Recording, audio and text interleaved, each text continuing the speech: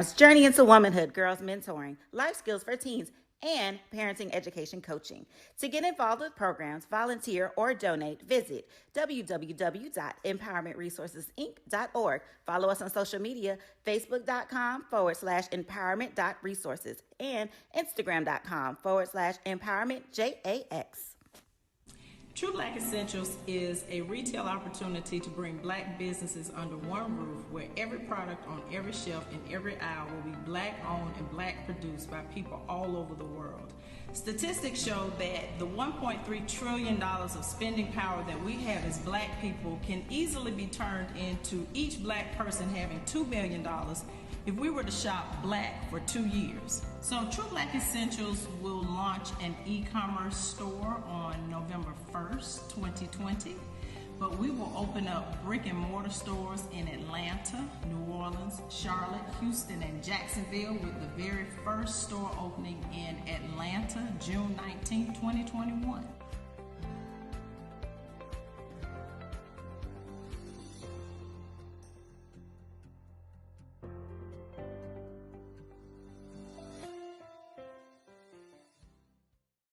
It's never too early to plant the seed, to share the tradition, and instill a sense of pride in your HBCU with your little ones.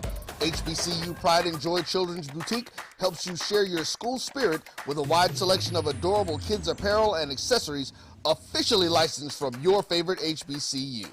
Visit hbcupridejoy.com and follow us on all social media at HBCU Pride Joy on Facebook and Twitter. Sugar Chateau Desserts is a specialty bakery located in the Charlotte, North Carolina metro area. We will create delicious and one-of-a-kind treats for any occasion. Sugar Chateau is currently shipping cakes in a jar, offering a variety of different flavors in a single-serve container that can help you celebrate in accordance with social distancing. Place your orders today by calling 803-526-7895 or visiting sugarchateaudesserts.com. This is the Dean of the College of HBCU Sports, Kenyatta Cavill of Dr. Cavill's Inside the HBCU Sports Lab with Mike Washington and Charles Bishop.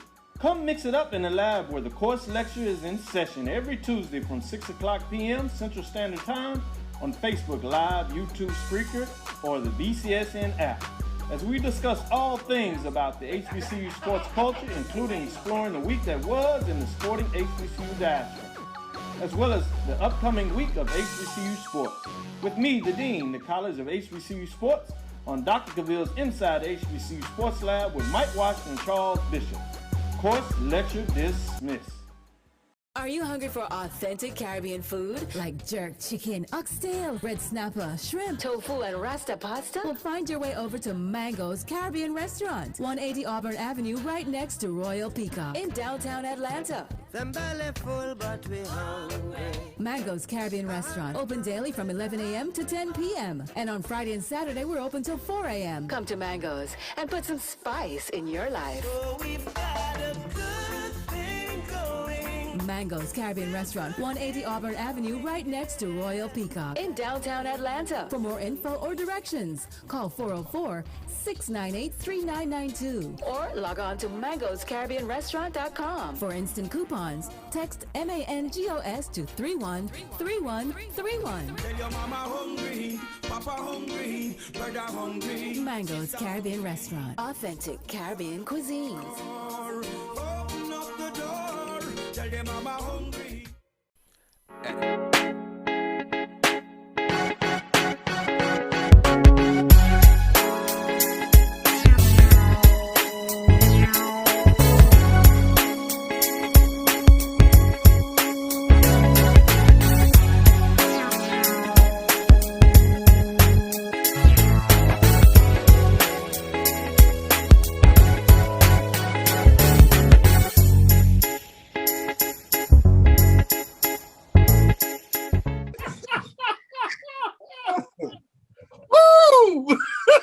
Oh man, I loved it, man. Hey, what can I say? It made me laugh. I can't knock it if it did its job. God bless you and your ministry. I can't even. Are we on? We found the one man in America who liked Coming to America too. No, you know what? I can't even front.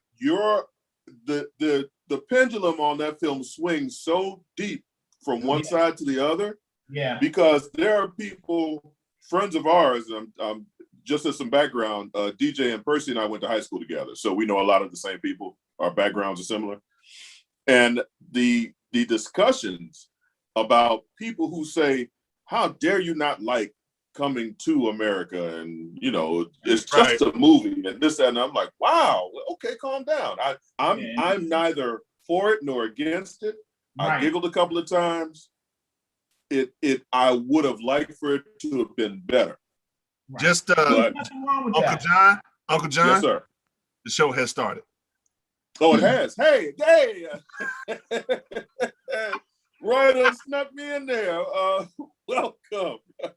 Once again, good day, good people. Once again, Grumpy Old Nerds are in your ear. Just for you all, for you diehard fans, it's just a little background for you. Just see how the show flows. Once again, you've got me, Uncle John, the original Grumpy Old Nerd. You've got the redhead assassin. Well, no longer redhead, but red bone assassin, Uncle DJ. You've got in the booty chair, you've got Uncle Percy. No longer with the law firm of Harris and Harris.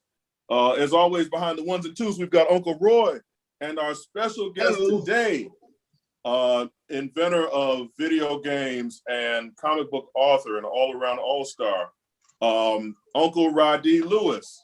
Welcome, Radi. How you feel? Radi. So before we get into it, I would be remiss if I did not apologize. Last week's show, I went into this long sermon about how we as Black people should support Black Panther because Black Lightning, I'm sorry, because this is a superhero show that we've been looking for, the one that's made by Black people, starring Black people, and we should all be on that slow moving train. Well, I saw last week's episode and I take it all back. It's trash. Now, let me explain why. There is a phrase called jumping the shark, which Nerddom has adopted as a show that was pretty solid, but then there's one moment in that show where they can never come back from. As we discussed on the show last week, China Ann McClain, who stars Wait a minute. How you gonna jump the shark and not explain it? What do you think I'm doing right now, DJ? No, I'm saying where Jump the Shark came from. I'll get there in a second. Okay, all right. So anyway, you know what? It's hard being a host of a podcast when folk won't let you get a thought out. Damn. You trying. So China Ann McClain, who stars as the daughter of Black Lightning, Jennifer Pierce, she has already said on social media that she did not plan on coming back after this season. So I'm sure people who are fans of the show were wondering what exactly that meant for the character of Jennifer Pierce and how they would tie that into a show that very much is based on the Black family and the Black family structure. And this season actually is really about the trials and tribulations of doing the right thing and the consequences as such, while still trying to keep that Black family together. Okay.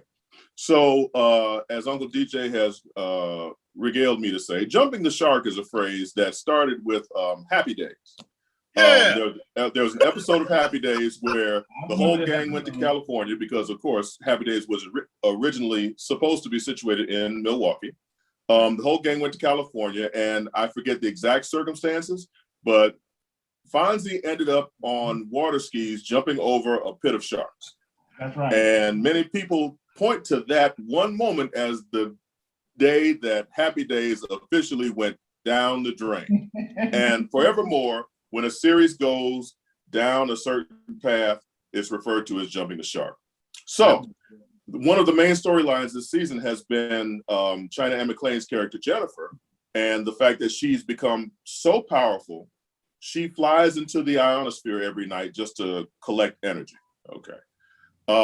So Jennifer flew into the ionosphere and, for lack of a better term, exploded. Okay. So what's going to happen to Jennifer? So her father, Black Lightning, flies into the ionosphere, gathers all of her energy, comes back down, shoots it into this metal ball, and they're trying to reconstitute Jennifer back into who she is. Then they got from Flash. So we get a whole episode of people just the most soap opera-y of soap opera emotions, wondering about what's going to happen with Jennifer. At the end of the episode, they say, okay, she's back, she's complete. We open the metal sphere, and out comes an entirely different actress claiming to be Jennifer. Now, don't get me wrong, I have been a fan of comic books and TV and movies, whatever, all of my natural Black life. And I understand that you're going to take some things and say, okay, well, okay, that makes no sense, but it's a work of fiction. Right. But my goodness, they went and got a whole other actress to come in and play Jennifer. It's like when Lionel showed up. right. But you know what? Lionel was better because it was just like, okay, it's just another guy playing Lionel. Or when we got the new Aunt Viv, we got the one line from Jazz where it was like, oh, Aunt Viv, after the baby was born, you look different now. Okay, that's a one throwaway line, and then we're done. Right. But now, and it was a case where in those two instances where the cast was like, okay, new person, we keep moving. Black Lightning has now got to explain to us in some kind of feasible way how Jennifer went from looking like China Ann McClain to this whole other actress. Because when she came out of that sphere, everybody was like, whoa, hey, hold on, who are you? Even she was there like, what everybody looking at me like this for? When they right. A show that I have loved from its inception, that I have championed for the past 3 years, now got me looking crazy. Because I've got people watching the show just like, huh? What's happening? Why? So, I mean, I guess it remains to be seen, because that was the last shot of the episode was this whole new actress coming out saying, why y'all looking at me funny? And she got braids, long hair. To be seen. But and it was funny because the girl didn't even look the same. I'm sorry, go ahead. I'm gonna be honest with you.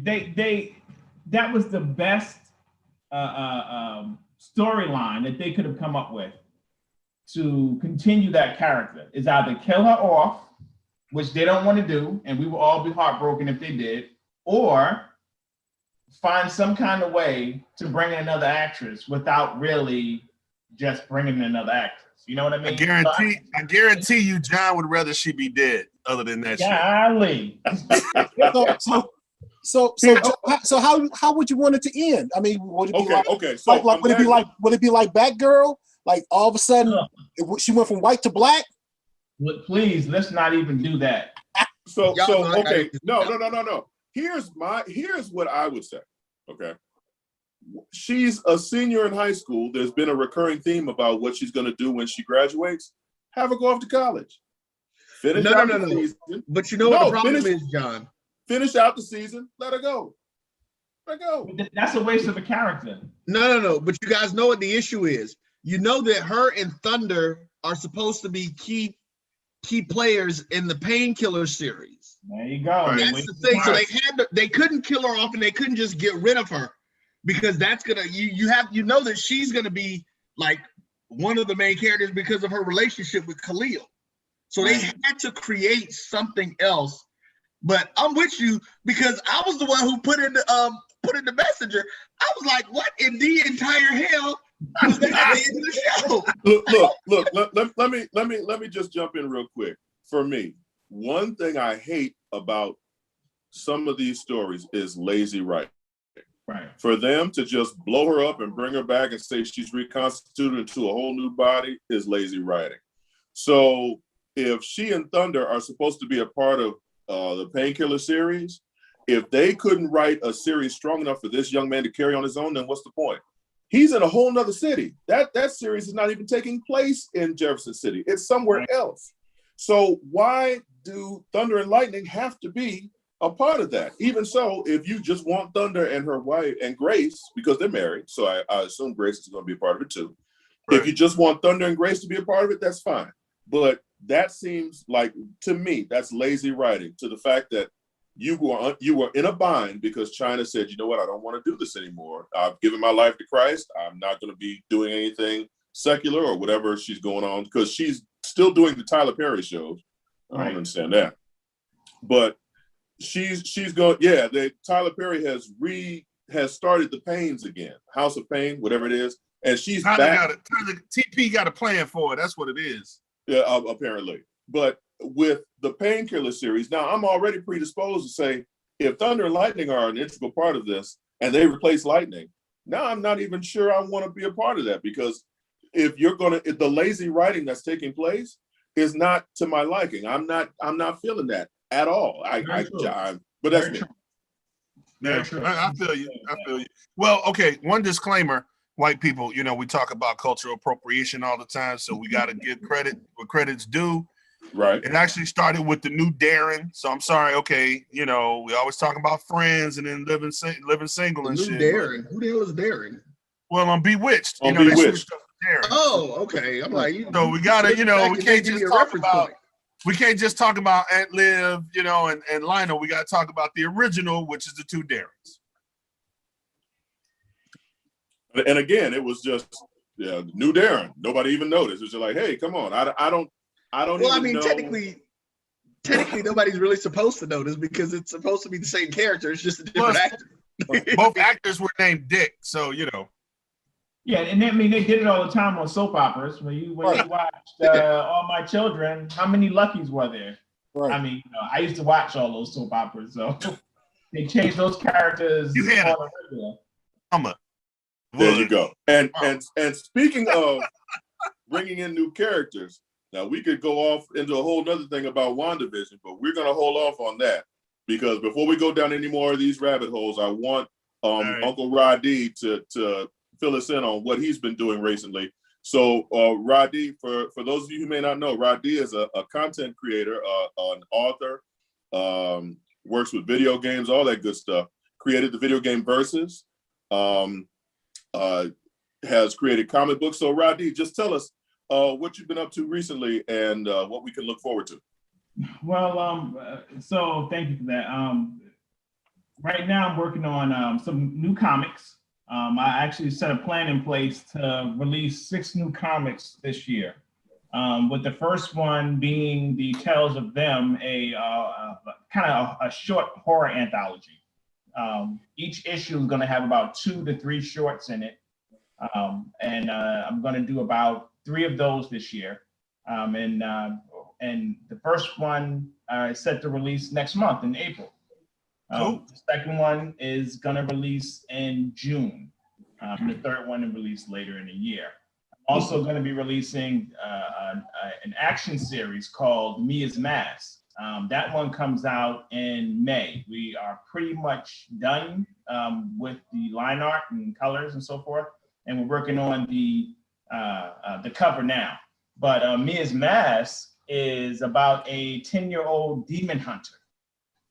So wow. It's my first take on a manga style story. Okay. I still do it in traditional American art, comic art, but the style of it is going to be manga styled. So it starts off with thousands of years in the past, and her great ancestors were the world's first demon trappers, and they would trap demons in masks, and then wear the mask, take on the form of demons, and trap other demons. Oh wow! They end up having the comic starts at the end of their final battle, where they seal away all the masks that they've caught. They have hundreds of them.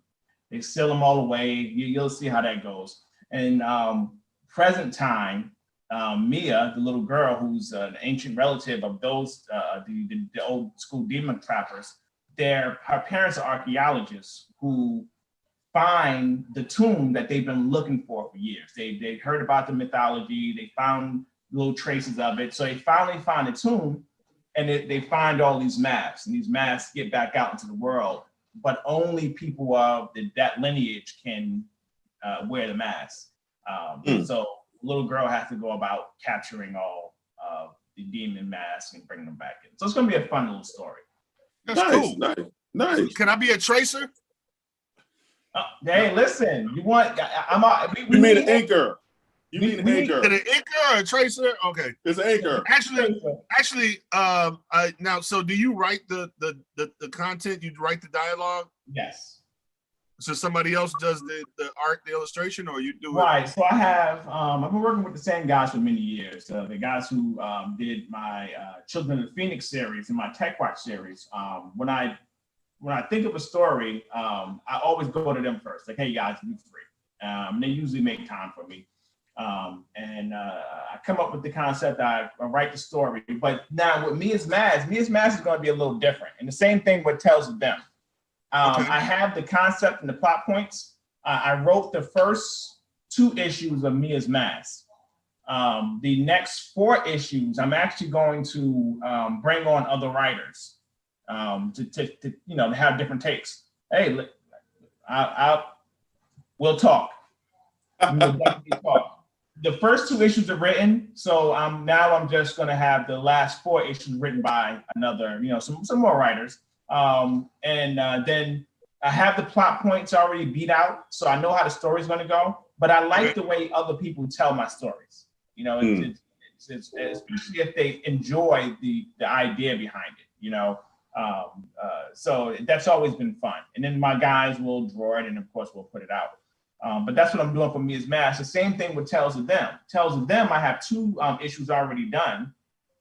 But what I'm going to do going forward is I'm going to have more people who like horror, who write horror shorts, come on board, and I'll pay them, of course. And then we'll get the, I have my artists set up, and they'll draw it out, and you can, have to. Well, the reason that me and John are laughing is because, see, I never wrote fiction before. And I used to do poetry and all of that stuff. And then last year, the year before, I got into a short story fiction contest just for the hell of it, to get motivated, And it was unique because they give you the first paragraph and the 20th paragraph, and then you have to, put in the rest. Well, that motivates me because, okay, it gives me something to work with, you know. And so what you're saying like fits my, my motivation because, immediately it's like, okay, I got something, I got a direction, And so I didn't win the contest, but I published it on Amazon. Nice. And it's only it's just a little flash fiction. It's like 9 pages, but I'm gonna send it to you. And it turned out to be a little, horror-y, blah, blah, blah, yada, yada. It was, I think it went a direction DJ, I don't know if DJ wanted to go, but it was good. It was solid. And that's what freaked me out because I never wrote fiction before. And so as I'm writing this thing, and I did it in a day, I'm not good on, give me a deadline. You give me a deadline, it gets done, but I'm a procrastinator too. So I did it like on the last day with a bottle of wine and a couple of naps. But it was done by the end of the night. But as I'm typing, all of a sudden these characters' names are coming to mind, and all of a sudden I'm creating, like, oh, okay, and then Uncle Lou, and blah blah blah, and this, that, and the other. And then I got to the meat of it, and I'm sitting here drinking wine, going, oh yeah, oh shit, Yeah, that's good writing. That's writing, man. I don't know. That sounds good. That's that flow, baby. Yes. Yeah, I write like that. Like I'm the type of person that I write something every day, and then I go back and I read what I wrote, and then I add to it. Mm-hmm. And when you read what you wrote, if you're reading it like, oh wow, this is, you find holes in your story, right? Different ways and paths to go, and you might come out with something totally different. So, and that's how Tales of Them started. Like one of my Tales of Them stories, it's about a lady who hits another lady with a car. Right? But it's not about the actual car accident. the lady hit the lady with the car. It's years later, the court's over, and she's just going about her day. And then there's always like this outer limits lesson that I want you to kind of look at, because it's not about war. It's not about slashing people, and it's more about just when you read something, it makes you look over your shoulder. You start feeling a little creepy.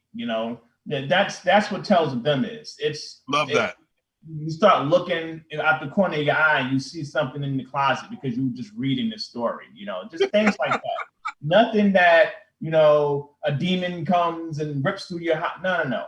I got a story about a teddy bear and a drunk guy.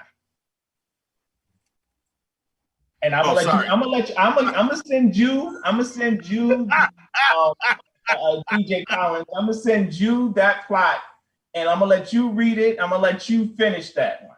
Okay. No, but see, that was my point. Is that the contest gave me the premise and allowed me to go from there. So if you set me up, I'll knock it down. Oh yeah, I'm gonna set you up.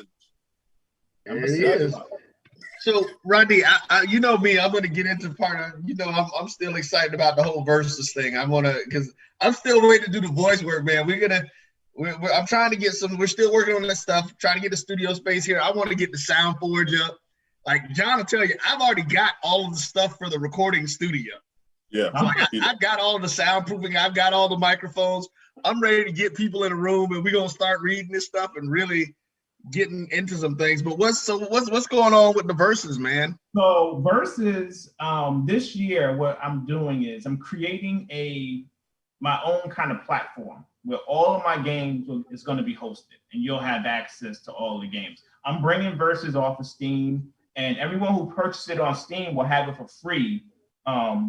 In the open. I gotta grab a copy. Yeah, I gotta grab a copy. I'm on Steam. I gotta grab a copy. Yeah, so you'll everyone will have it. But versus, it's being worked on. We're finishing up, and we're gonna just close. We're gonna put a pin in it and bring it over to the new platform. But we're working on right now versus round 2, and versus round 2 is a card game, kind of like Hearthstone or Love it. So I'll send you guys a demo. It's pretty cool. It's have the you ever engine's played already done. Have you ever played Gwent? Oh yeah. Oh yeah. Yo, that's my man in them. That's my man. Right, John. We're on the same page. Like, okay. Yo, go ahead. Come on, I got another brother that's speaking my language. Come on, no. I'm not even sure. Listen, card games are the future. They're tons of fun. And what it's going to allow me to do is it allows me to create and bring more people on board, because it's easier to make action cards than it is to 3D animate something, put a voice on it. We're still going to have sound effects and voice work on the cards. That's going to come in the second or third iteration. But right now, it's fun. You can play it, have a good time. Not only that, but it also opens up the there's no gender.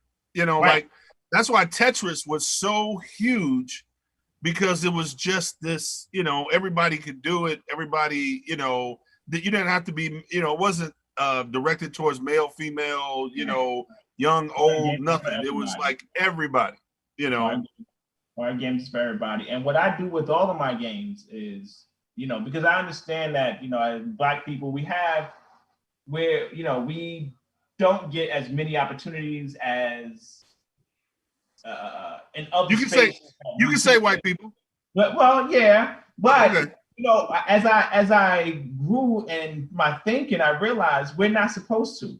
We're supposed to create our own opportunities. So with that in mind, I said, okay, well, you're making a fighting game. So every time you bring a male character in, just bring a female character in. So it's always going to be a 1-1 ratio, so there's never any inequality. And things like Black Panther kind of showed me that balance is what's needed, and everyone loved it.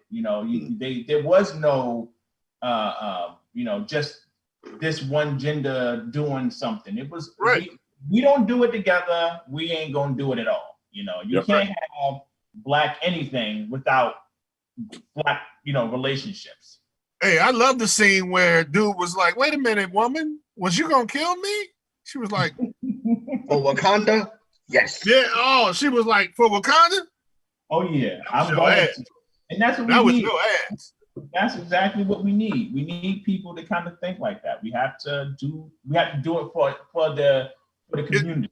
It's supposed to be about check and balance, And if it's all male dominated, it's gonna be fucked up, So or all female dominated is gonna be. Well, yeah, right. It's yin and yang. If my household only works and has worked for the past 26 years because me and my wife are on the same page. There you go. I think one way, she thinks another. We meet in the middle, and that's just how everything is supposed to go. Right. Because in the original Wonder Woman, all the women on there, Diana was thirsty as hell. She was like, "So, where you from? You come here often?" I ain't say it. So, Radi, let me ask you this before we go any further.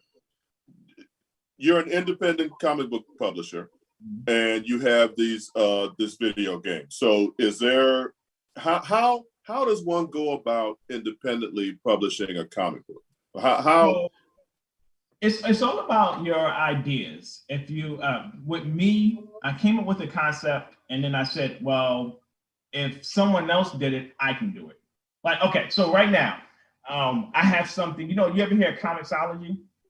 Yes. Okay.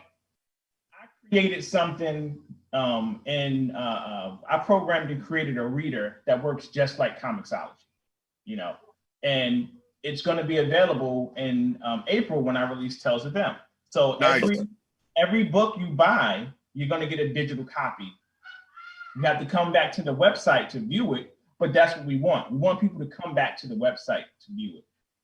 So the idea is I think for independent people, we have to stop giving our power to other publishers.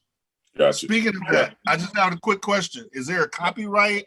Do you have a patent or a copyright or something for yourself? Well, I have copyrights on everything. I must put this out there. My wife's an attorney, so everything is covered. I don't know how it's done. She just takes care of it. See, now that's a beautiful, like I said, checks and balance. You're the artist. I got a comic book. Make it legal. Hey, she's like, I got this. You keep kicking out that content, baby. I'm going shopping. That's exactly how it works. But we create so when you go to my site, you're gonna buy the book. You'll get a comic in the mail, but you'll also receive an email saying, "Here's your link to your digital comic." Nice. You can read through the pages or go panel by panel. And as more people, it's a base reader now. But as more people buy the book, we're going to invest in more and more better technology and so forth. But the idea is, if you have an idea, you have to create a plan and then execute that idea. Most people say, I want to make a comic, and then it stops right there. Right. Yeah. And I always ask, okay, you want to make a comic? Here's some questions that you got to ask yourself. Have you written a script? Do you know how to draw? No. Do you know any artists? Yes. Do you have money to pay these artists? Oh, no. No. And then, do you have a job? Yes. Do you know how to stage? You don't. I try to tell people, don't go straight to Kickstarter route. You want to wait. Yeah. You want to wait. Don't oversaturate that market. You want to wait until you have a product that's worth someone funding it. Like right now, if I wanted to do a Tales of Them Kickstarter, I know I can go on there and get $10,000, $15,000. I'm not a rich person at all, but I don't need that.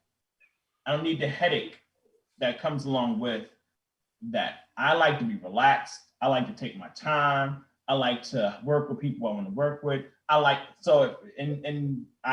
had my deadline I pushed from February to April, just to give myself a little bit more buffer time. if you have a Kickstarter, you have to stay to those deadlines, and that's tough for some people. So I tell people, your best bet, save some money, and then pay your artists. Nice. Yourself. Simple things. Okay. Very so cool. what's your website, Radi? It's openworldcomics.com. Okay. Openworldcomics.com. All just one word. Open World Comics. Openworldcomics.com. People can play. I actually made I don't know if you guys play Mancala. Yeah. Got a Mancala game. I'm sorry. Wait a minute. You play the game? Do I play the game? No. Mr. Moran over here. He's talking to me. He's trying to be funny. I'm calling him out. Calling him out. Ain't that a bitch? Look, man. Look, I have children and they play games. So yes, I've played Mancala a couple of times. What's Mancala? I bought this man a game and had to like track him down and like, did you play the game yet? Did you even open it up and do anything with it? But see, I don't have anybody in my house to play with, man. Oh, my man. There you go. There you go. But Uncle Percy, you play game. You're a gamer too, right? Yeah. That's all you gonna get out of Uncle Percy. I'm sorry, Roddy. That's all you gonna get out of Uncle Percy. Yeah. Until you piss him off. Now, when he's pissed off, we can't shut him up. Sorry, Uncle Percy. But that's the next. Didn't mean to disturb you now. This is gonna be the future right here. Okay, so let me ask you about that. Do those things really? Is that really like submersible? Amazing. Yeah, it's amazing. Huh.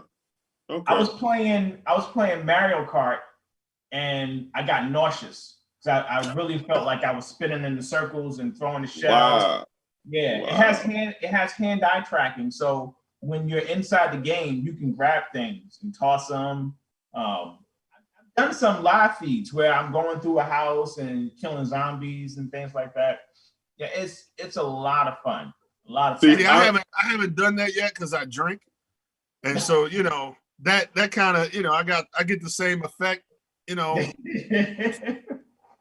See, I just don't want to do it and wind up on social media. My kids filming me falling into the TV or tripping over myself and they would over the couch. Yeah, they would. Well, I'm gonna tell you the best part about this thing is you can create a boundary.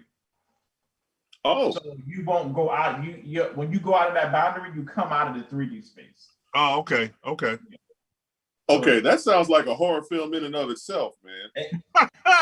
They actually like for real horror movies on this thing where you're sitting in the house watching a horror movie unfold, and you're really in that 3D space, and things are coming at you from everywhere, and you can kind of you feel like you're there. I'm telling you, there's been a few times I had to take my headset off. And change your drawers. Oh yeah, my wife was like, "Did you boo boo?" Like, that's This is the epitome of what this show's about, because you got Radi and DJ who are on a whole nother level discussing this, and me, Roy, and Percy are just like, really? Man. Is that what the young folks doing nowadays? Look, hey, I want to say this because definitely when you get to the second or third iteration of your reader, Soundforge will be providing voices for your comics that people are going to be reading in there. Because we had that conversation already. Yes. That was one of the things that we talked about, was creating something that we can bid in and get Black creators. Like, here's a platform for you to put your stuff on that gives us the same stuff, man, that we can get that thing out there. So we definitely need to follow up on that. Yeah. I know John and I have been talking about it, and we're really trying to figure out a way to do the NerdCon. We're going to do some virtual stuff, and I've actually connected with some old school Black superheroes, man. And we want to bring some folks from different places. So we want to go ahead and do a virtual version of the NerdCon, and then we're gonna plan for 2022 to do the actual event. Oh, nice. You already know. Count me in. Oh yeah. Now I did want to go back one more time with Versus. So Steam, is it still on Steam now? It's still on Steam. People still buy it off of Steam and enjoy it there. But I tell people when you're doing the next update, I will be doing the update. But the next update is it coming over to your platform. Like, yeah. So I'm literally building out a platform where you get to read comics, look at news. You're going to be able to play games. I'm gonna have the card game there. I got 4 games. The card game, Versus. I got Mancala, and then I got like this kind of a Candy Crush type game. For people who just like games that are puzzle like. Gotcha. And I'm gonna keep building out the library. Now I'm gonna come back to this card game thing. So y'all explain to me a little bit about how the card game works. I'm curious about that. So you want to take it? Yeah. So you ever No. All right. No. You black. So I know you can answer this question. Yes, I play spades. Right. And you play. Okay. But have you played Uno? Yes. Okay. So skip, draw 2, draw 4, reverse, this and the other. So think of it in a sense that you got characters now. And those characters have certain powers, like a draw 2, draw 4, this and the other. It's more extensive, but it's still the same concept. So you kind of put your deck, instead of like, if you were able to take a Uno deck and put it together like you wanted it, but you had to like condense it. Like, okay, you can take all these Uno cards, but you gotta, you can only play 42 of them or, whatever. And so you have to leave some stuff out. So you're going to have like, 17, 20 draw 4s in your, in your deck. That's kind of leave you out a little bit in a sense, to have all those, cards. Plus there's a limit to how many special cards you can have. So, right. Okay, let's say you wouldn't be able to have, 20 draw 4s. Let's take that out. But there's a certain amount of special cards you can have. There's a certain amount of, regular cards you can have and that type of deal. But they're characters. So John's character, may be this character that's, like the soldier, blah, blah, blah. And he can do this and he's weak against that, but he's strong against this, and that type of deal. He's got this many points, So you kind of have to use a little strategy and put together your deck that you'll be able to either have a balanced deck where no matter who you play, you can kind of hang with them, or you can put together a certain kind of deck that will be immensely strong against people who play this other kind of way, and when you play them and they play that kind of deck, you should be able to whoop their asses like that. But that leaves you susceptible to somebody else who's playing a different kind of deck that makes you weak. Right. So that's the thing about the card games is that you have to be strategic about it and you have to know who you're playing. So it's kind of like, okay, I'm playing this dude or I'm playing this person. And if I don't know what kind of deck they're bringing to the party, it's kind of like that. What I don't know what they call this game, but the scissors and the rock and the paper. If you bring in a rock and dude got the paper, that's your ass. So you may not know that ahead of time. So you have. Did you just say rock paper scissors? I did. That's an OG game, man. That's OG. That's the original OG. game. Yeah. That's the original gamer. That's the and these were your controllers. Yeah, you're right. Yeah. And see, I always wondered about that because that was one of the things I thought about doing with the Pyramid Comics stuff. And Radi, we had that conversation about pulling together as a way for Black creators to introduce and get their stuff out there.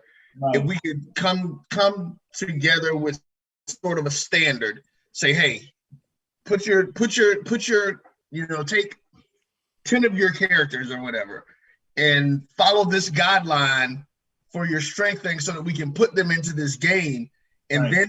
Then we can start putting this out there. Now people can play these games with all of these characters, and now we've got these characters out there in this game sense. Now you can start back doing your comics and stuff, because now people are familiar with who these characters are and all that kind of thing. That's the whole idea. That's why we built the engine. Once the engine was built, now we can just add cards. It's nothing. Now it's all about the artwork. Right now in the game, I have Mia's Mask deck. I have So the card game, there's a little bit of a twist to it. Eventually, right? You won't, when you first start the game and you pick a character, that character comes with preset cards already. Okay. Cards are from that character's world. So let's say Tech Watch. Right now you have a Tech Watch deck and you have a villain deck, which is the robot deck. If let's see, Street Team. Y'all know if y'all know about those guys. They from Atlanta. They have this. They have a Urban Shogun. Yeah, they have like an Avengers team. So when you play their deck, they're gonna have a lot of supporting cards from other characters in their deck. Okay. Their main icon or their main card picture would be a group picture, and inside that deck you're going to have different types of power-ups,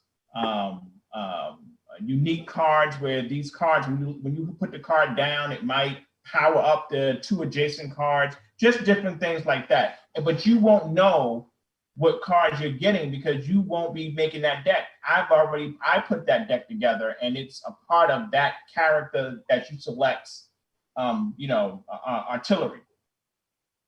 So that's the idea behind it. I want people to have to read the card and look at it and become familiar with the character, because again, it's all about branding. If we don't brand our characters, then these guys already have a head start on us. Batman's been branded for over 50, 60 years. Right. We need to come up with a pyramid deck. Right. I need a pyramid deck in the game, so we need to talk about that. Okay. So yeah, we need to jump on that. You already know. So Radi, for anyone out there who's thinking about, self-publishing or starting a game platform, what would your advice be?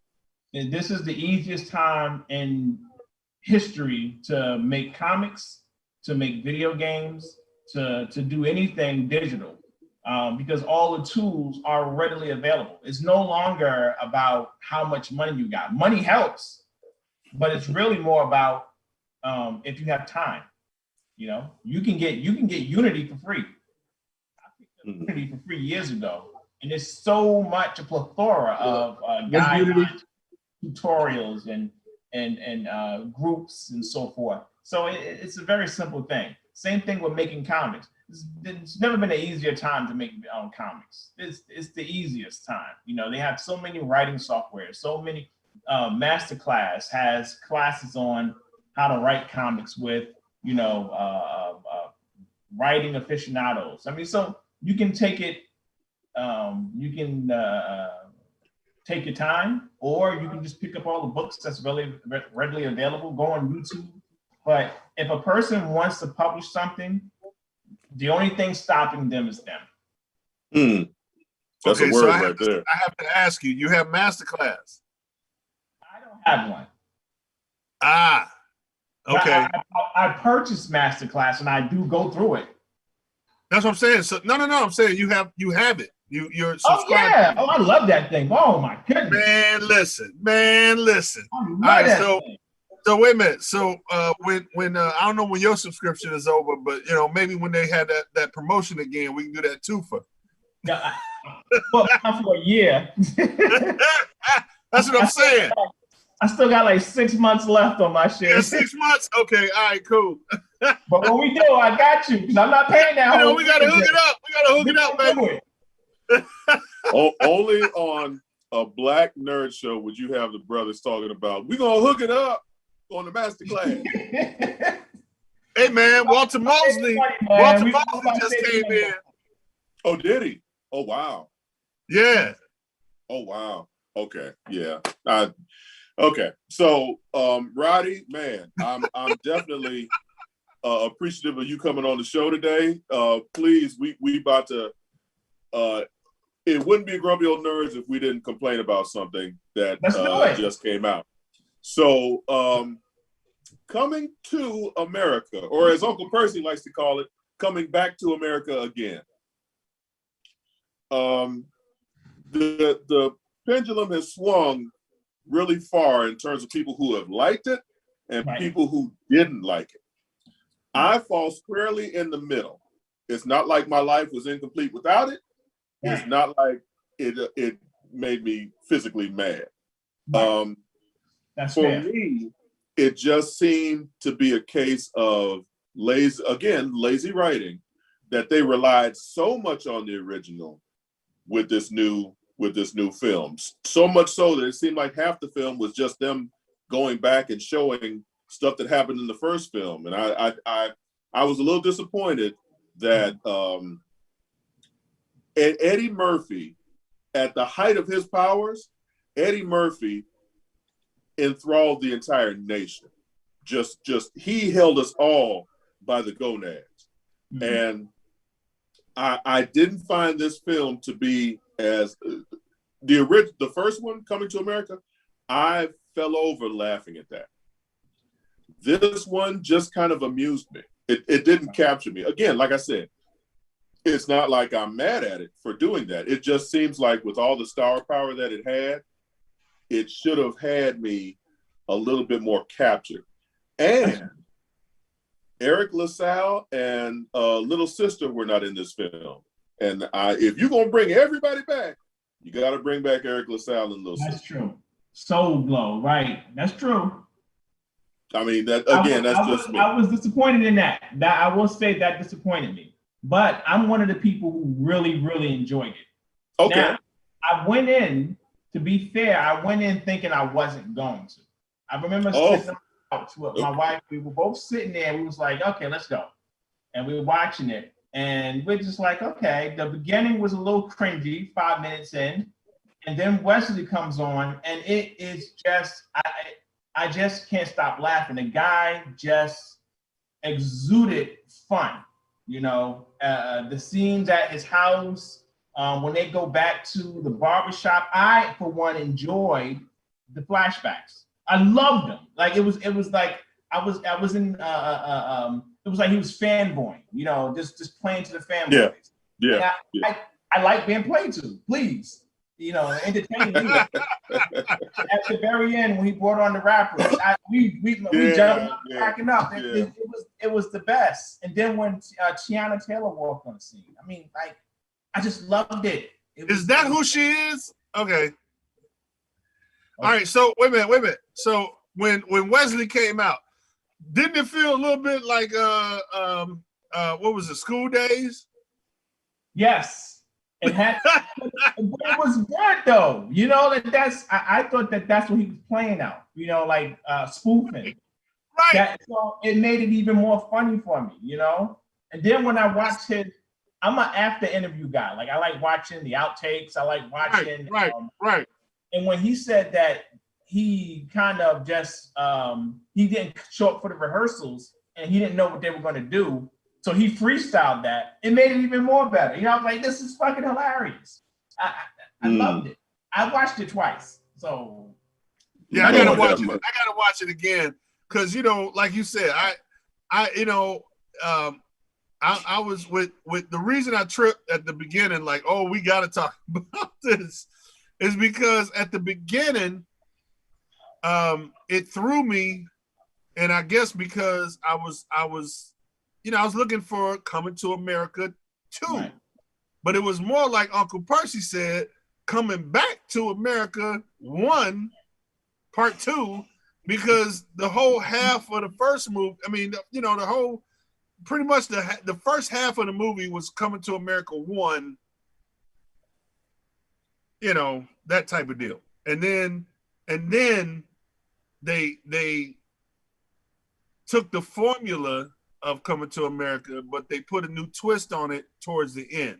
So I enjoyed the second half so much more.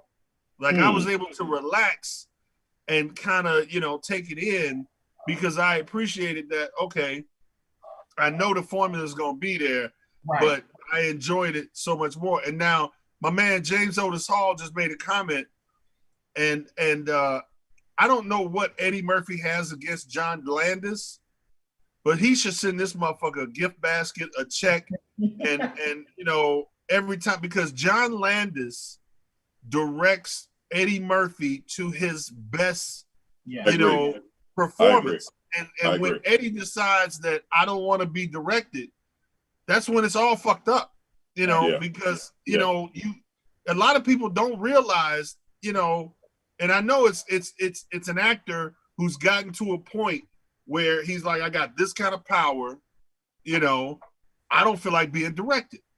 Well, that's cutting off your nose to spite your face, because you know, you've got the talent, but there is a reason that there is a director on projects and on movies and stuff, because if you have a good one, if you really have a good one, they can make a huge difference, because they can bring out the best performance in you, and they can show, you know, they can, you know, it makes a huge difference, you know. And so the first half, I was pissed off just simply because it was the Eddie Murphy show, and it just seemed like, you know, he was like, well, this is what I want in there.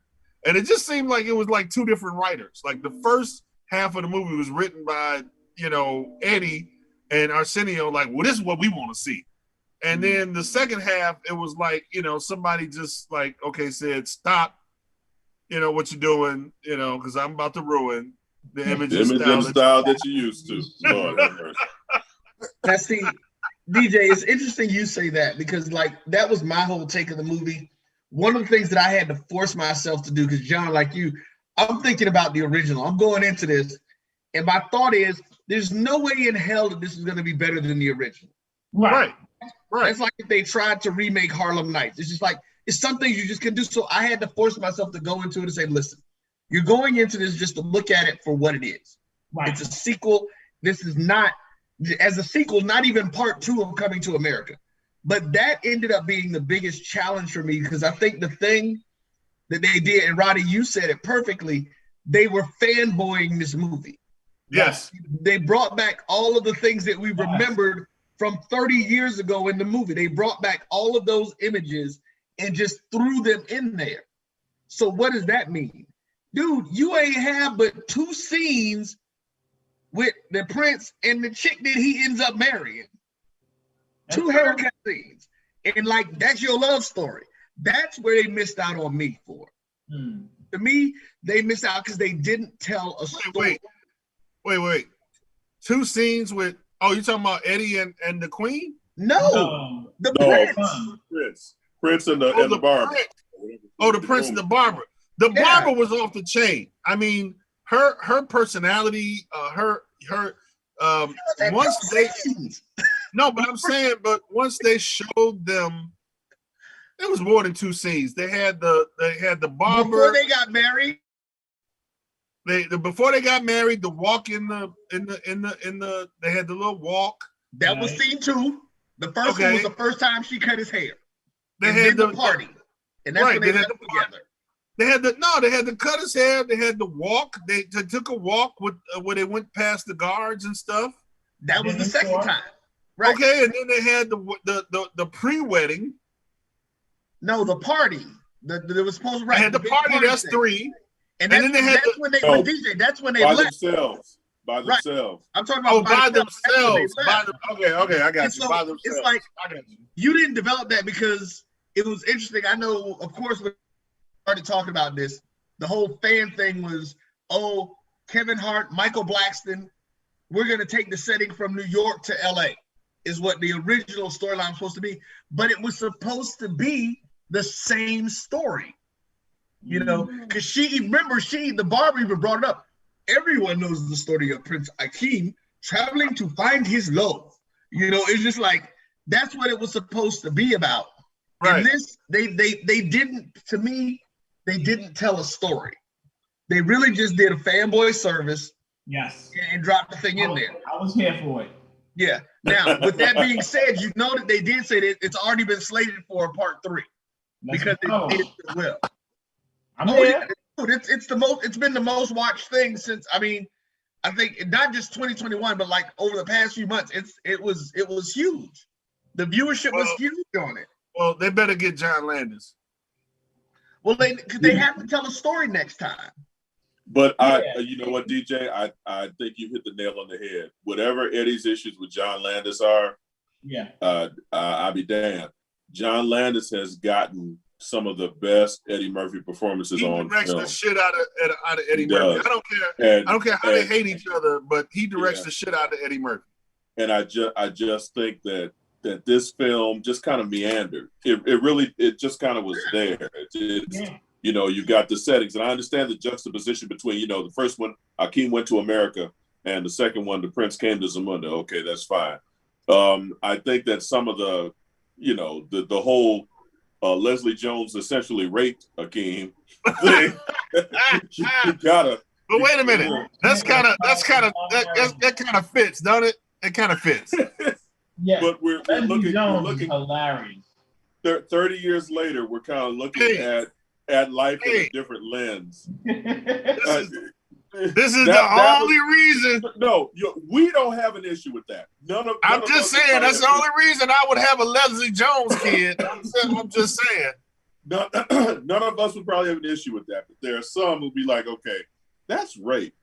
You know, and I just feel that if there is a 3, which God, I hope there is not, if there is a 3, that they take an original idea, I don't know where else you could go with this.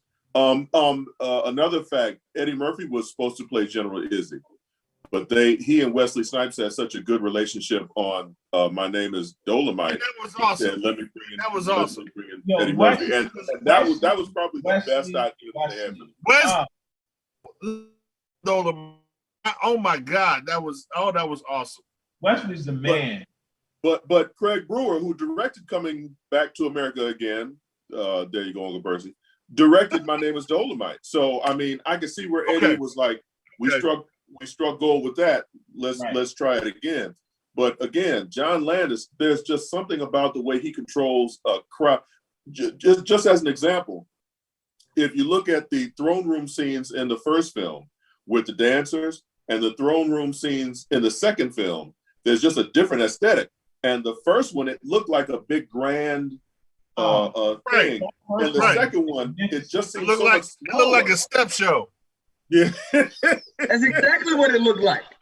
That's exactly, like I said, there was no story. That's my thing. Like I said, there was no story. And John, if they, like you said, if they do a third one, there has got to be a plot line to it. There's got to be something that is driving them. The assumption would be that it is about the glowing two of the throne, or maybe now there's suitors coming for the daughter because she still needs to get married or something or other. Oh, yeah. She's gonna go to Queens and get her a queen. Yeah, right. Yeah, so I don't look. Yeah, they need to do something. I mean, like I said, I looked at it. That was my thing. I had to look at it and not compare it to what the original was. Hey, John, I knew if I'd have done that, I'd have been disappointed. Don't hate, because that could happen. The queen goes looking for a queen. Man, you know what? And again, 30 years later, the world that we live in, she probably would be going to Queens looking for a queen. And God knows who she finds. She probably finds some little white girl. And then now we're looking at a whole different movie. Uncle Percy, what your thoughts? Coming back to America again? Your thoughts? Didn't watch it. There you go. He's not the best color commentary guy in the league for nothing. Okay, so before we go any further down that rabbit hole. WandaVision. Look, Look. So, look. So no, here's my issue. I'm gonna drink. No, you go ahead. I'm gonna drink while you doing. Here's my issue with Marvel right now. They're trolling us. They're trolling us, and they are enjoying it because they know that no matter what, we're going to come back, and it's an abusive relationship. They'll smack us around, and we'll come back and just say, "Can I thank you? Can I have another?" And it's not that I was dissatisfied with the end, with the WandaVision finale. My issue becomes they purposely did some stuff to fuel fanboy speculation, and then just kind of dropped it. So now we're just like, wow. And that's why I, for one, and Radi, a couple of shows ago, I said I am no longer going to randomly speculate on who characters are or where they're coming from or anything else, because my speculations were wrong most of the time. We're either wrong or Marvel was trolling us. And if I continued to try and speculate, I'd have gotten upset because, damn it. So, okay, Agatha is the only one who was behind the whole fiasco in the first place. There's no aerospace engineer that we're supposed to look for. There's, She wasn't behind it. No, she wasn't. No, she wasn't behind it, but she was the one who was kind of manipulating things within. And because Wanda had created this hex, that drew Agatha to her. Right. So in terms of a villain per se, Agatha kind of filled the role, although she wasn't the real villain. Okay. Paul Bettany got on social media and said, "I'm going to work with another actor who I've never worked with before." Okay, jackass, you were talking about yourself. All right, so whatever. You got people thinking, "Ooh, Doctor Strange's gonna show up. Ooh, Al Pacino's gonna be Mephisto. Ooh, this actor's gonna be this, or that actor's gonna be that. Reed Richards is gonna show up, and this is gonna happen." No, he was talking about playing Vision, fighting Vision. Okay, jackass. Thank you very much. So Monica talking about, "Ooh, I've got a guy, aerospace engineer, so on and so forth." Did he show up? No. All right. So basically, Marvel, you just said, "I'm gonna yank your chain for 9 episodes and leave." Marvel said, "I'm gonna dry hump you for 9 episodes, and we'll see what happens." And John, so here's what I said about that whole thing. Oh boy. I said that Marvel told us we're gonna take 9 episodes, actually give you guys Scarlet Witch's actual name of her character. Because remember, she hadn't been called that character. She hadn't been called a Scarlet Witch at all in the MCU. So yeah, we're gonna take 9 episodes, and the main point of that coming out of that is you're gonna get her name is now she's the Scarlet Witch. So it was a 9-episode. It was a 9-episode origin movie. Yep. Yes. Yeah, that's what it was. Yes. Yeah. What the hell? That's why I didn't want to watch it, because after the first episode. The second episode, I started seeing outland. I'm like, is this the same show? It can't possibly be this. No. What did Quicksilver's name wind up being? Some regular Joe Ralph Boner. Yeah, Ralph Boner, right. So Quicksilver isn't even Quicksilver. He's just Ralph Boner. What? And you hired the guy from the Marvel Fox films to come and just fuck with people. Okay. Thank you very much. Yeah. Right. And from what your DJ's doing John. right now is what Marvel's doing. Smoking a cigar, giggling at everybody. You suckers. John, something that you noticed. Did you notice, what was it? One of the characters, one of the women was from the Buffy show. Yep. And there was speculation because they said, "Oh, they must have hired Emma Caulfield because she was, what character is she playing? She's just a white woman, a suburban white woman. That's the character she's playing. It ain't no superpower, nothing." She came out saying that that's what the whole point was. They knew that it would create speculation, so that's why they hired her. So you're right. They basically set folks up. Marvel said, "Dance, puppets, dance." That's literally what they did. They had me waking up at 3:30 on a Friday morning to catch a new episode before I went to work. No. Damn you, Marvel. Damn you. But guess what? I'm gonna wake up at 3:30 in the morning next Friday to watch. Next Friday, Falcon with a Soldier. Yo, I don't care what they do. I'm coming for Falcon and Soldier. But, my God. But you know, here's my theory with that. Because before the whole pandemic thing hit, Falcon and the Winter Soldier was supposed to be the first one out the gate. Right.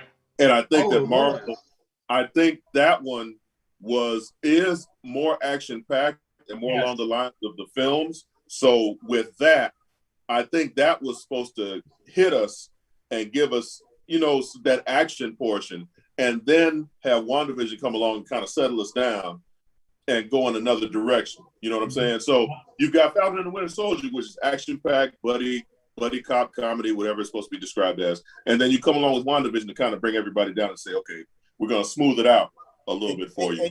When we get into Loki, which is a mind fuck. Uncle Percy.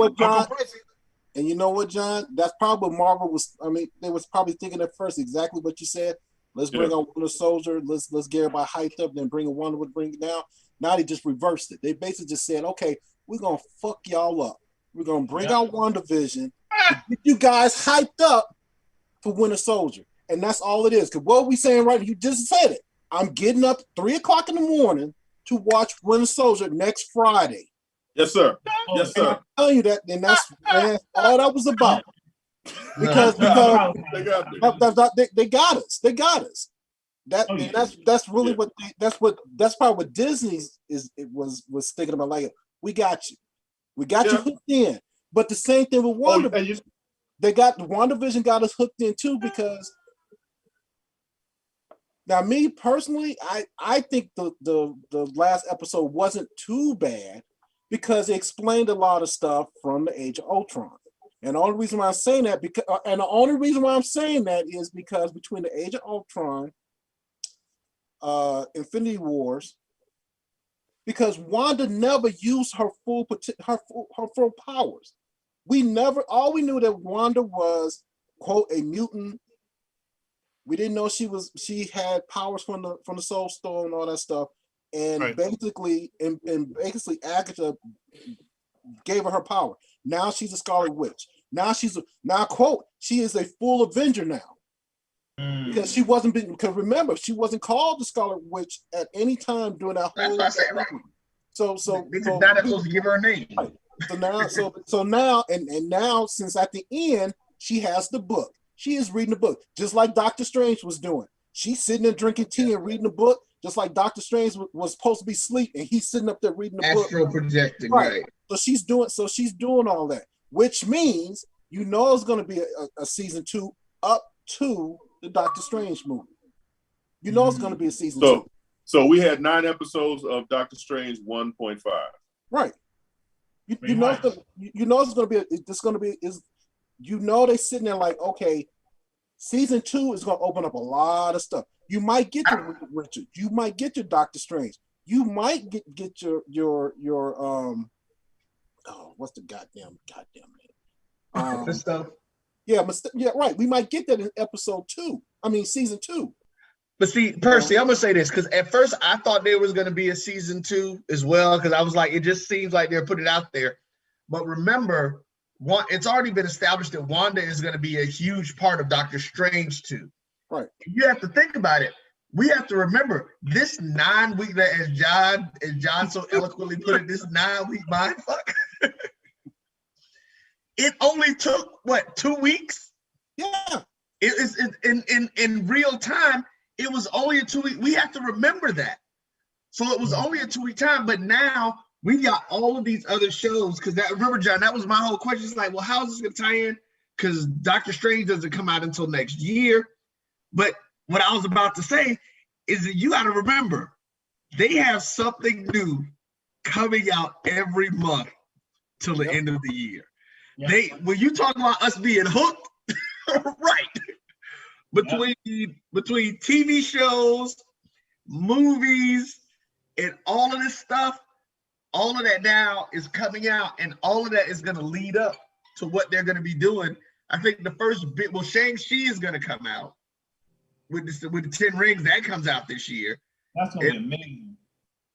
Yeah, and then you got the Spider-Man movie. So as far as the major movies go, we're not even gonna count the Black Widow movie because that's 5 years ago and whatnot, and they shouldn't have done it. Hey, that's Scarlett Johansson.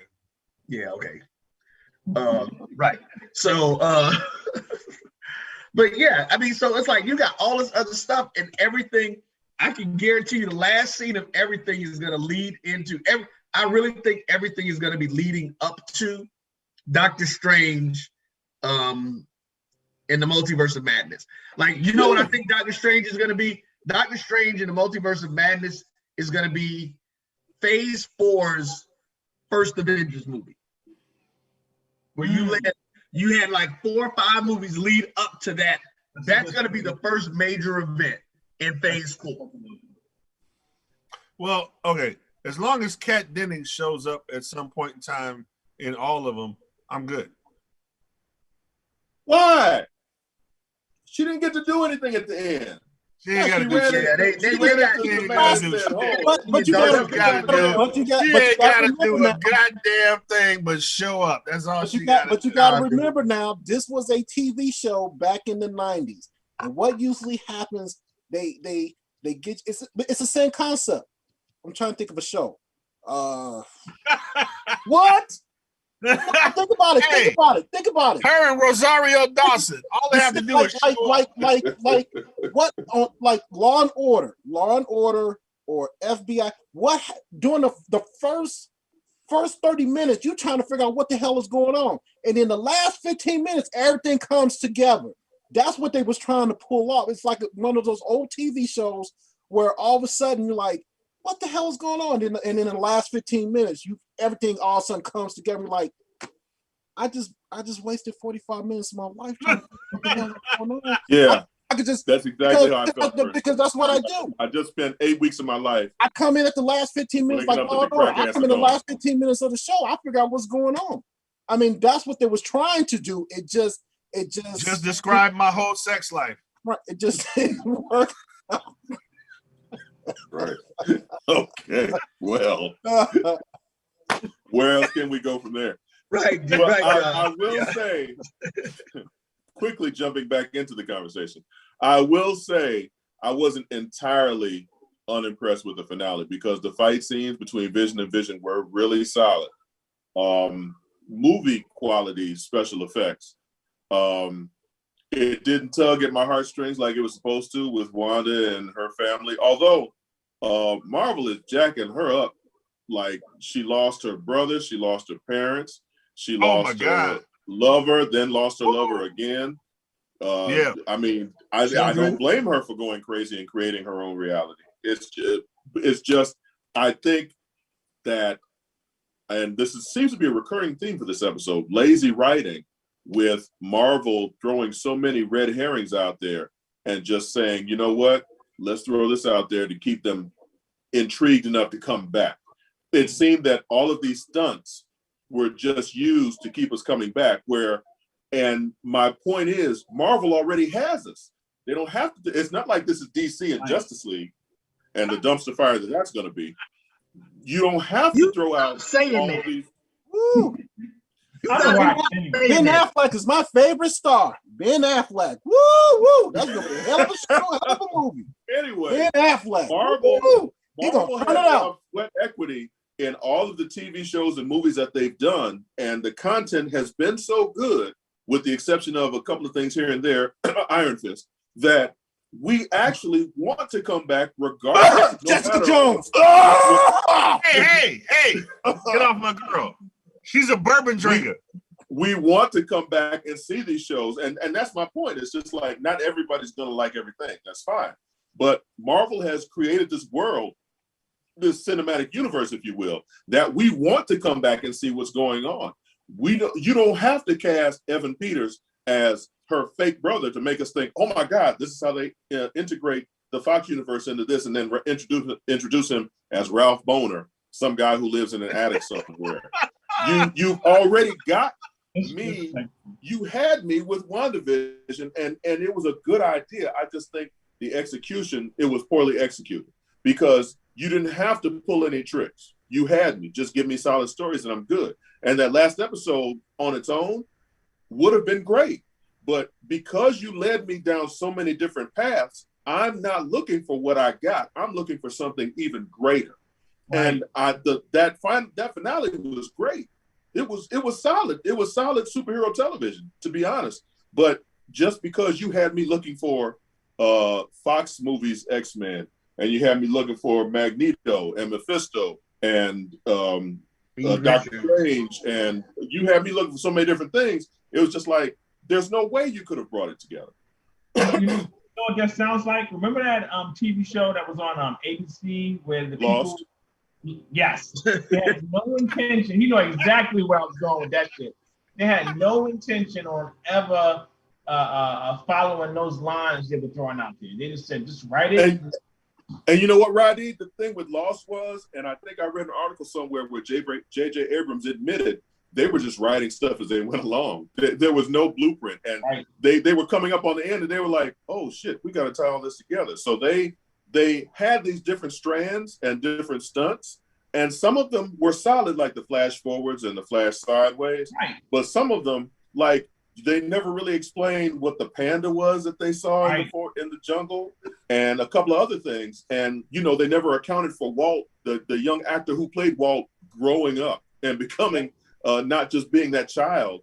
So again, the writing was the writing, it was lazy writing in that they didn't consider all these different things when you're dealing with a TV show. If I'm writing a comic book, and you know this, writing a comic book, you can write any kind of thing that you want to and not have to worry about real life issues like an actor who's 10 years old and a show that lasts for 7 years. How am I going to have that same actor playing 12 in year 5? You know, so I think Marvel got a little full of themselves and a little ahead of themselves in that you didn't have to do all this. You didn't have to do all this stunt casting and all this ridiculousness. Just give me a solid story. Wanda's grief is a solid story in and of itself. Yes. The fact that Wanda has lost all this stuff and is still looking to harness some of the greatest power in the cinematic universe. Right. That in and of itself is a solid story. Don't give me trash and then, you know, expect me, you know, don't pile the shit in my mouth and have me ask for more. You know what I'm saying? Right. Even though I'm asking for more. But that's why it's going to be a season. I really believe it's going to be a season 2 because you still got to answer. The Vision just left. He just said, "I'm Vision," and he took off. You know, you got Wanda sitting. You know, Wanda sitting there. Like I said, she got the book now. She's doing it. You still got Agatha still sitting there in Westview. You know, so and they're gonna have to come back to her sooner or later. Yeah, all of these plot points are solid. Agatha, I wouldn't be surprised if Agatha didn't show up in the Mind of Madness or Madness of the Multiverse or whatever Doctor Strange 2 is. No. Vision, you're right, Percy, and that's what I'm saying. You have enough intriguing elements than to stunt cast and throw red herrings out there. I'm interested. White Vision, you know, we know he'll never get killed by the police.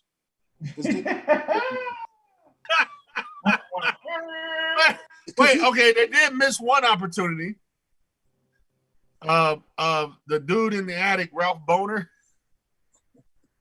They missed the opportunity to have his mama, you know, downstairs, like calling to her, Ralph.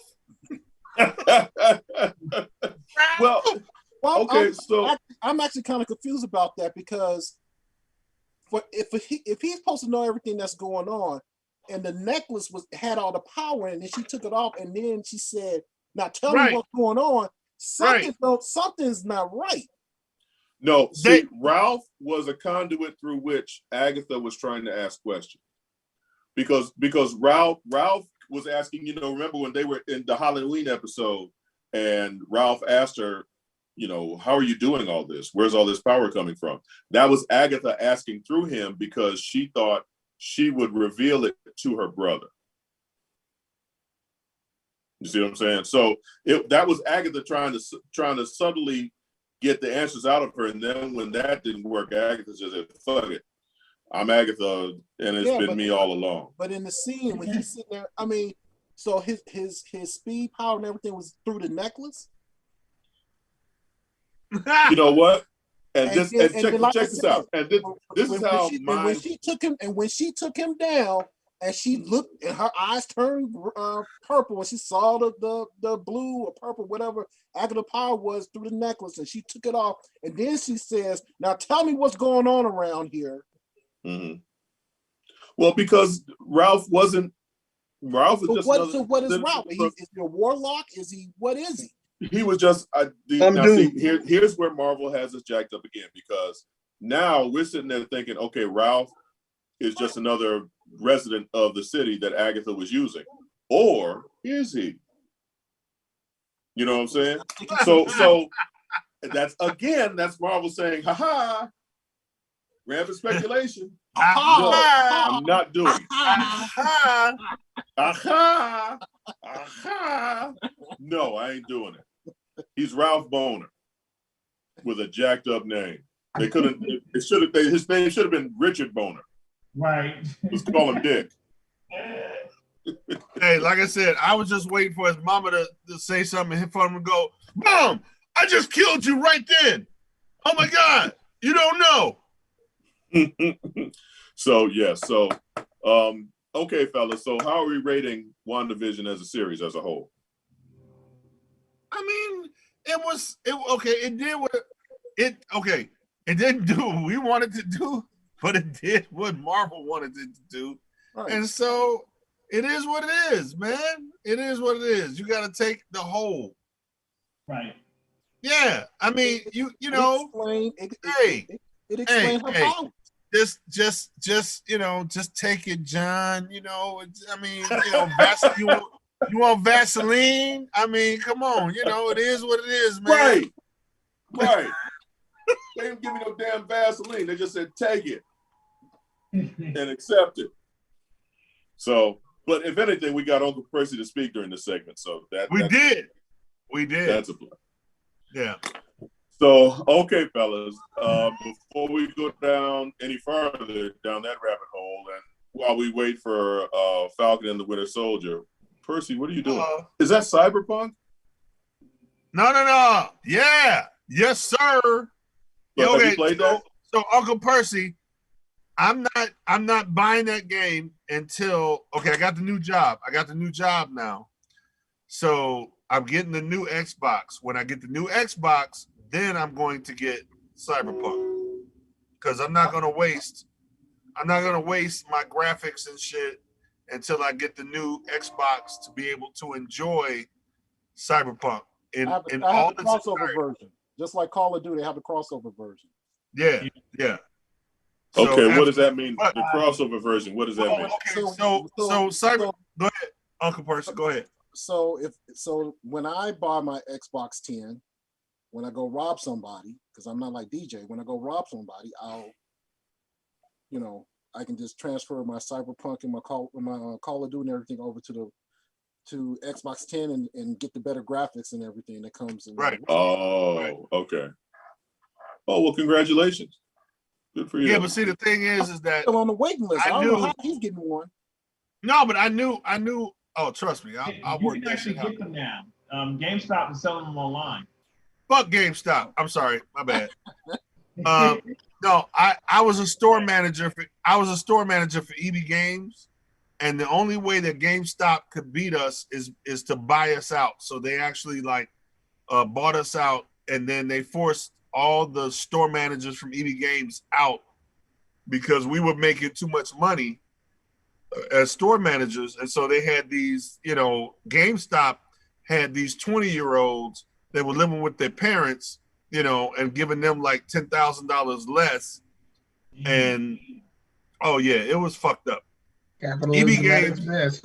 Well, EB Games has always been for gamers, by gamers, And so I was at the last convention when we did the merger, and I'm sitting there in this convention, hall and at this meeting, and we got these GameStop, these corporate people telling me, well, instead of where you used to hire gamers and train them to be salespeople because they knew the games, intimately. Right. Now you're going to hire salespeople who you can teach about the games, and that's bullshit. You know, I mean, we're pure nerds here. Come on, you know, you hire salespeople who know nothing of what we know, of the background, of the legacy, of the storylines, of what makes us gamers, of what makes us comic book nerds, of what makes us who we are. You know, you just hire some Joe Schmo who just wants to make money. It totally dilutes the whole aspect, you know. So yeah, so that you know that yeah, GameStop can, you know, yeah, no. Okay. No. Well, thank you for that commentary on GameStop. Appreciate that. So I believe, Uncle Percy. Yes. You got anything? About what? Okay. You know what I'm about to start saying. We're gonna talk about last, right? No, that's next week. I haven't seen it yet. Okay, fine. All right. Okay. So wait, hold on. So yeah, before we do it, again, you can go to Tubi.com. This is the image of the show, of the movie. It's on Tubi. It's free. Go check it out. Next week, we're gonna have the writer, one of the stars. I'm gonna hope to see if we can get RL to get us Lazarus himself. Sean Riggs. Can you get Maya? No, get the love interest. Get Maya. No, get the love interest. Yeah. So next week we're gonna do this. So everybody has to go watch the show before next week. Apparently, yeah. Go get Percy Maya has and figured have it us out. all just drooling for an hour and a half. That's oh look now wait, the love there. interest that Percy was talking about. She was all right there, bro. Yeah, get the love again. Have a woman on here have us all drooling for an hour and a half. Then have me get off the show, go back to bed and get beat. Yeah, that'll work. You already know. Okay, so we've got our homework assignment for tonight. All right, so Uncle Percy, anything before I start? What's the homework assignment? Jesus Christ. All right, but before Percy, you get he's started, the only one left that needs to see it. Everybody else has watched it. All right, before Yeah, you get started, Uncle John, Radi, as you can see, this is our show, or I'm sorry, this is Uncle John's show, and this, and you know, expect you to be watching, or at least, you know, if you can get some of your people to come and check us out, dude, we have a fucking ball here, and I am definitely looking forward to possibly being a part of the show. Percy, I'm sorry. God, man. Okay, so before we go down any more rabbit holes, Percy, if you've been rocking with us from the beginning, thank you. We appreciate you. We love you. Please continue to check us out every week. If you're new to the show, you can expect this kind of tomfoolery and these type of shenanigans every week. We hope you found it your cup of tea, where we pretty much look at stuff and just shit on it if it's not good. And if it's great, we'll praise it to the high heaven. But our special guest today, Uncle Radi, please, thank you for joining us today. Feel free to come back whenever you've got anything you want to talk about, or just come hang out. We appreciate that. Auntie Nicole, we missed you today. Hope you feel better. Uncle Percy, anything you want to say in closing? You asked me that 3 minutes ago. Why would Thank you you. ask me that now? Uncle DJ, you got anything in closing? Please check out djcollins.com for all of his musings and his particular take on life in general. Uncle Roy, anything coming up on the network? Just join us next week. Come back. Make sure you check us out with the folks from Lazarus, the movie. Go get Quelly TV. Yes. Get some more. Let's get them some more stuff so they can get more content on. Watch the debauchery ball and get some stuff. Debauchery ball. That in and of itself, you got to watch just for the title. Uncle Radi, anything else you wanted to say before we leave? No, I want to thank you guys for having me on. It was tons of fun. You know, DJ, I'm gonna be in contact. I want you in the next issue, so don't forget. But hopefully I'll be back on soon. All right. I tagged your website in the comments for Open World. Yes, Comics. Open World Comics. Please go check them, comics.com. Please go check them out. Check out Auntie Nicole. Auntie Nicole. Yeah, she's a gamer. That's right. She's a gamer. Oh, she is. That's right. That's right. So yeah, peace and blessings. We'll check you out next week. Good night.